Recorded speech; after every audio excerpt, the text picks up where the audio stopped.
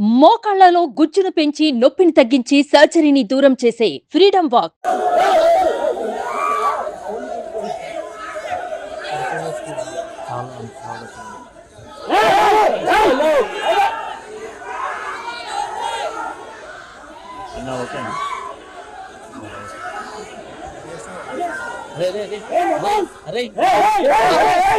अरे अभी फोन लेके लिए फोन इंजेक्शन है डबल पे डबल ए मोबाइल डबल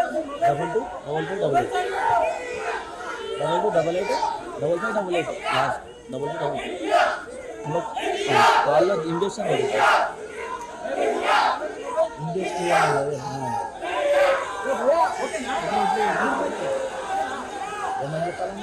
ఇండియాలో వచ్చి తీసుకున్నాను.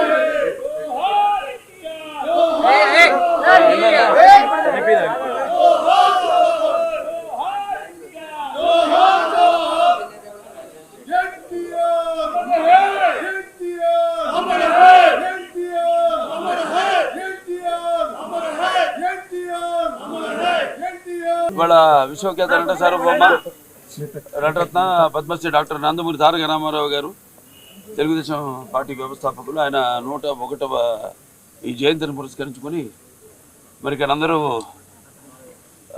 కుటుంబ సభ్యులైతేనేమి పార్టీ కార్యకర్తలు అందరూ కూడా ఆయనకి ఘన నివాళులు అర్పించడానికి ఎన్టీఆర్ ఒక శక్తి. ఆయన ఎన్నో సందర్భాల్లో చెప్పడం జరిగింది. ఎన్టీఆర్ అంటే కేవలం నందమూరి తారక రామారావు మాత్రమే కాదు, ఎన్నట్టు నటనాలయం, ఆయన ఇల్లు ఒక నటనాలయం, అందులో ఆయన ఒక నటరాజు నరసింహుడు.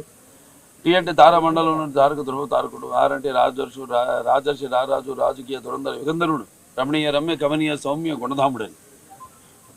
అలాగే ఆయన మొత్తం మొదటి నుంచి కూడా చూస్తే ఆయన ఈ జీవిత ప్రస్థానం ఒక మామూలు రైతు కుటుంబంలో పుట్టి, అలాగే ఎన్ని ముందు అవకాశాలు వచ్చారు కూడా కాదు అని ముందు చదువుకే ప్రాధాన్యత ఇచ్చి ఆయన చదువు పూర్తి చేసుకున్నాక మరి చలనచిత్ర ప్రవేశంలోకి అడుగు పెట్టడం జరిగింది. అదే ఇక ఆయన చలనచిత్ర రంగంలో ఆయన ప్రస్థానం గురించి వేరే చెప్పనవసరం లేదు. ఎన్టీఆర్ అంటే ఒక నటనకు నిర్వచనం, ఎన్టీఆర్ అంటే ఒక నవరసాలకు ఒక అలంకారం, ఎన్టీఆర్ అంటే నటనకు ఒక విశ్వవిద్యాలయం. తర్వాత ఆయన ఈ రాజకీయ రంగ చలనచిత్ర పరిశ్రమలో మకుటలేని మహారాజుగా ఉన్నప్పుడే ఆయన ఈ చలనచిత్ర పరిశ్రమ నుంచి నిష్క్రమించి ఇటు రాజకీయ రంగ ప్రస్థానం చేయడం జరిగింది. అలాగే ఆయన ఎన్టీఆర్ అంటే ఆ తర్వాత నవశకానికి ఒక ఆరంభ మంత్రం, ఎన్టీఆర్ అంటే ఒక నవజాతికి మార్గదర్శకం, అలాగే ఎన్టీఆర్ అంటే నానా జాతులకు దైవ సమానం. అలాగే ఎంతోమంది ఆనాడు ఒకే పందాలు వెళ్తున్న రాజకీయాలను మార్చి ఎంతోమంది ఎవరైతే అంటే అంతకుముందు ప్రతి తెలుగు మట్టి గడ్డ కూడా నేను తెలుగు వాడిని సంగర్వంగా చెప్పుకొని దమ్ము ధైర్యం సత్తువ తెగువ అలాగే అహంకారానికి తానబెట్టి పదును పెట్టి బయటకు వచ్చి చెప్పించిన ఒక తెలుగు తేజ నందమూరి తారక రామారావు గారు. అంటే ప్రతి తెలుగు బిడ్డ బొడ్డు ఉడకముందే రాజకీయ చైతన్యం తీసుకొచ్చింది నందమూరి తారక రామారావు గారు. అలాగే అంతకుముందు ఎంతోమందికి రాజకీయాల మీద పెద్ద ఆసక్తి ఉండేది కాదు, అలాగే చాలామందికి తెలిసేది కాదు అసలు రాజకీయాలు అంటే ఏంటో.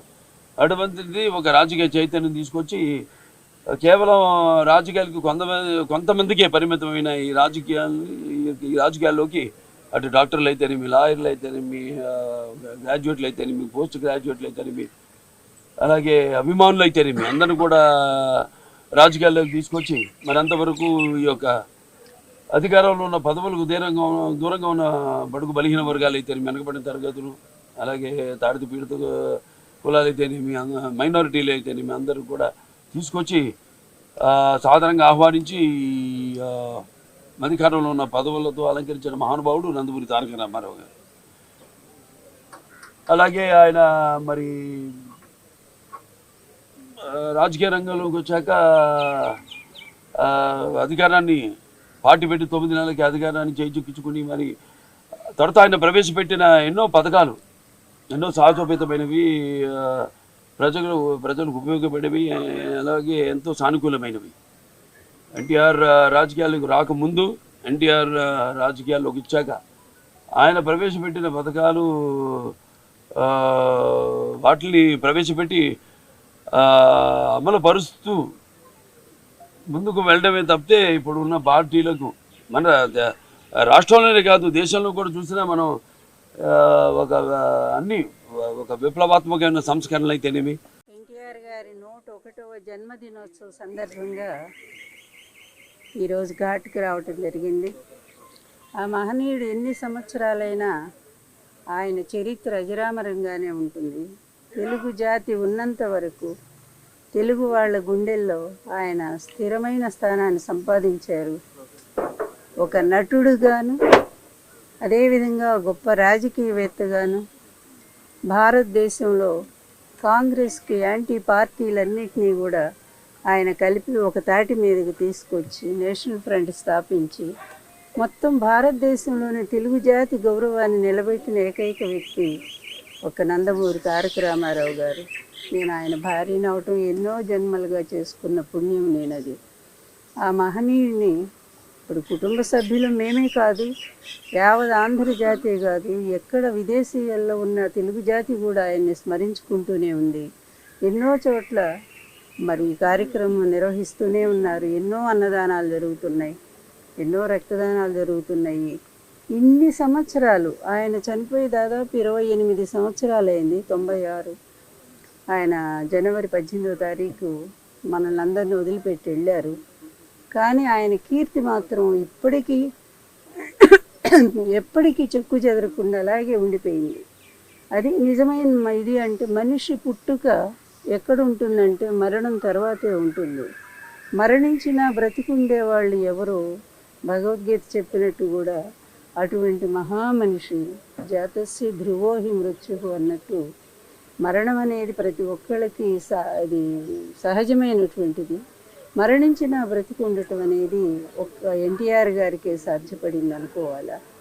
ఆయన ఎప్పటికీ ఉంటారు. నేను ఒక్కటే కోరుకుంటున్నాను, ఆయన ఆశీస్సులు తెలుగు ప్రజలందరికీ అందాలి, ఎప్పటికీ అందాలి.